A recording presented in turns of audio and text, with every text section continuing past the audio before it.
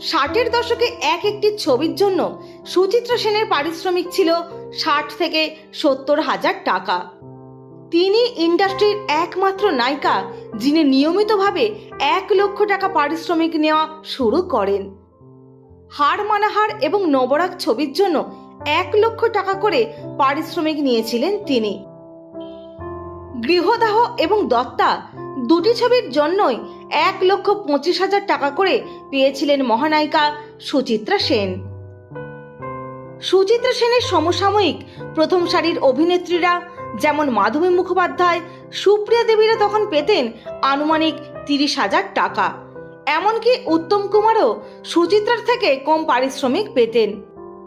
উল্লেখ্য, সেই সময় দাঁড়িয়ে সুচিত্রা সেন যে অঙ্কের পারিশ্রমিকটা নিতেন সেটা এখনকার সময় বেড়ে দাঁড়ায় 80 থেকে 90 লক্ষ টাকা, যা কিনা